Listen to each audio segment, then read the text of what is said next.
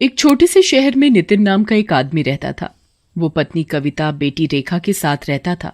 वो अपनी बेटी से बेहद प्यार करता था। एक दिन की बात है, उस दिन बहुत जोरों की बारिश हो रही थी और नितिन को ऑफिस के लिए निकलना था। बारिश थी कि थमने का नाम ही नहीं ले रही थी। नितिन अपनी पत्नी कविता से कहता है, मुझे नहीं लगता कि अभी ये बारिश जल्दी रुकेगी। बारिश के रुकने का इंतजार करता रहा तो मैं ऑफिस के लिए लेट हो जाऊंगा। ठीक है कविता, मैं निकलता हूँ। नितिन अपने ऑफिस के लिए निकल ही रहा था कि तभी उसकी पत्नी कविता नितिन को रोकती है। बाहर इतनी जोरों की बारिश हो रही है, ऐसे में तुम ऑफिस कैसे जाओगे? आज रहने दो, ऑफिस मत जाओ। अरे नहीं, आज मेरा ऑफिस जाना बहुत जरूरी है। आज मेरी ऑफिस में मीटिंग है। आज तो मुझे हर हालत में ऑफिस जाना ही होगा। ये कहकर नितिन अपनी गाड़ी निकालकर उसमें बैठ जाता है और ऑफिस के लिए निकल जाता है। बाहर बड़े जोरों की बारिश हो रही थी। चारों ओर पानी ही पानी दिखाई दे रहा था। तभी वो देखता है, ये भीड़ कैसी? चल कर देखता हूँ। नितिन गाड़ी से उतरकर भीड़ में देखने जाता है।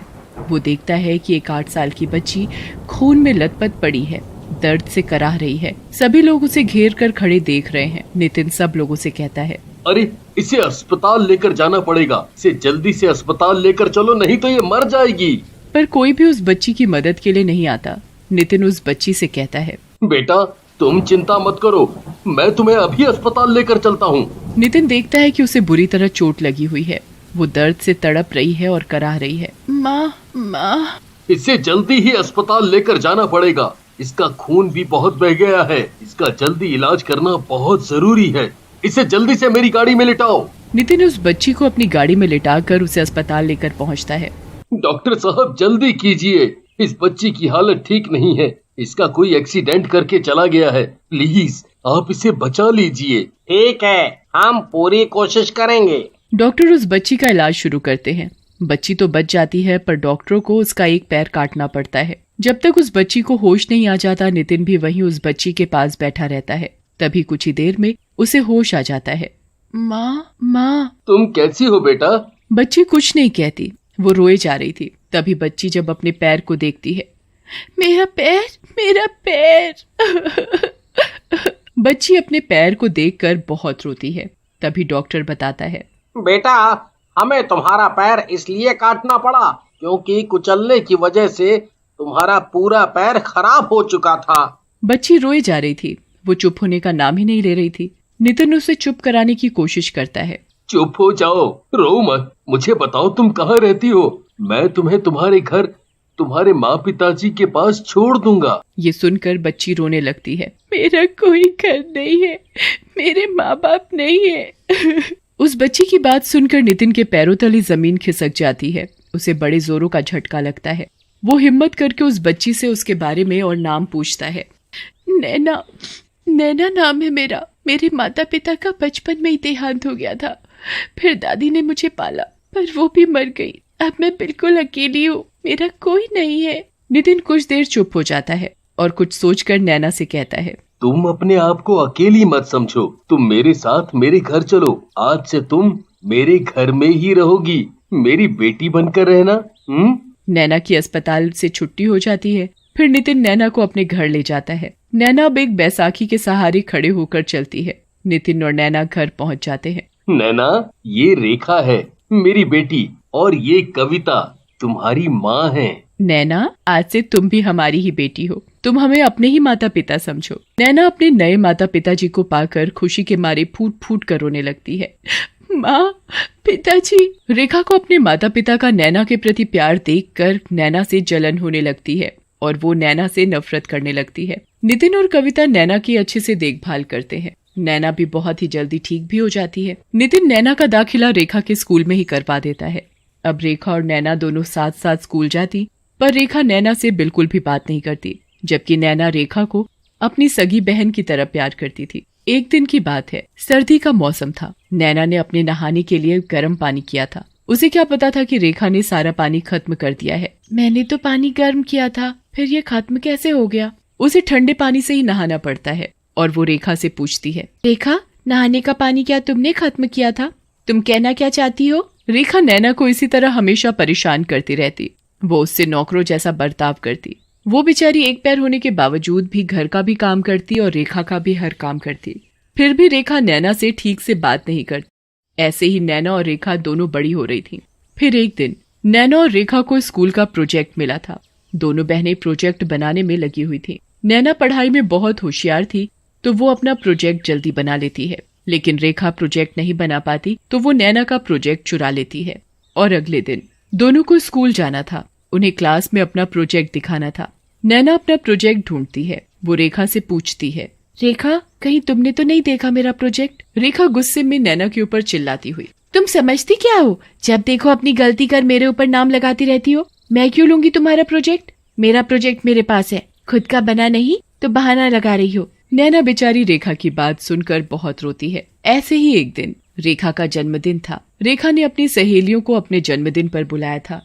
वो अपनी सहेलियों से कहती है, चलो हम सब डांस करते हैं। नैना तुम भी आ जाओ, हमारे साथ डांस करो।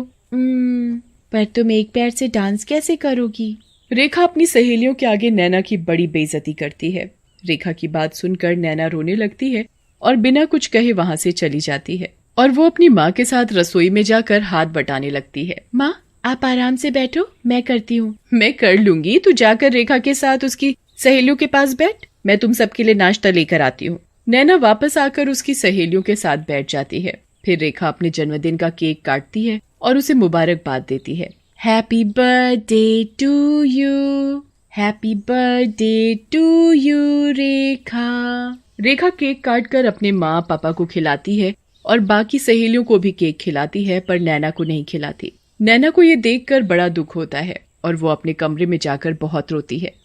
मैंने हमेशा रेखा को अपनी सगी बहन समझा, पर वो मुझे अपनी बहन क्यों नहीं मानती? आखिर मेरा क्या कसूर है? वो मेरे साथ क्यों ऐसा करती है? नैना रोते रोते सो जाती है और अगले दिन रेखा अपनी माँ से कहती है, माँ मेरी स्कूल की सारी सहेलियाँ पिकनिक पर जा रही हैं, मैं भी उनके साथ घूमने जाऊँ? ठीक है चली जाओ। नैना तुम भी जा रही हो ना पिकनिक पर? माँ मेरा मन नहीं है पिकनिक पर जाने का, मैं वहाँ जाकर क्या करूँगी? माँ रहने दो ना, जब ये नहीं जाना चाहती क्यों जबरदस्ती कर रही हो? जाओगी तो दोनों, नहीं तो कोई नहीं। ये सुनकर नैना जाने के लिए तैयार हो जाती है और दोनों बहनें अगले दिन पिकनिक के लिए निकल जाती हैं। पिकनिक पर पहुंचकर सभी लड़कियां वहां का नजारा देखकर बहुत खुश होती हैं। कितना अच्छा नजारा है यहाँ का। हाँ वाकई में बहुत ही सुंदर जगह है और ये नदी तो और भी खूबसूरत है। सभी लड़कियां अपना अपना ग्रुप बनाकर घूमने लगती हैं। रेखा भी अपनी सहेलियों के साथ इधर उधर घूमने लगती है, लेकिन नैना वहीं एक पेड़ के नीचे बैठकर बुक पढ़ने लगती है। नैना रेखा से कहती है, रेखा ज्यादा दूर मत जाना, अब तुम मुझे समझाओगी कि मुझे कहाँ जाना है कहाँ नहीं? रेखा नैना की बात नहीं सुनती और अपनी सहेलियों के साथ घूमने लगती है। नैना भी पेड़ के पास से उठकर नदी के किनारे बैठकर वहाँ का नजारा देखने लगती है। कितना सुंदर लग रहा है नदी का पानी। रेखा नैना को नदी के किनारे अकेला बैठा देखती है तो उसके दिमाग में एक ख्याल आता है, क्यों ना मैं इसे नदी में धकेल दूं, मेरा इससे पीछा भी छूट जाएगा। यहाँ पर कोई है भी नहीं, इससे किसी को मुझ पर शक भी नहीं होगा। जैसे ही रेखा नैना को धक्का देने के लिए अपना हाथ आगे बढ़ाती है तो उसका बैलेंस बिगड़ जाता है और वो नैना को गिराने के चक्कर में खुद नदी में गिर जाती है और डूबने लगती है। बचाओ बचाओ, कोई मुझे बचाओ। रेखा को नदी में गिरता देख नैना मदद के लिए आवाज लगाती है, कोई बचाओ, मेरी बहन को कोई बचाओ।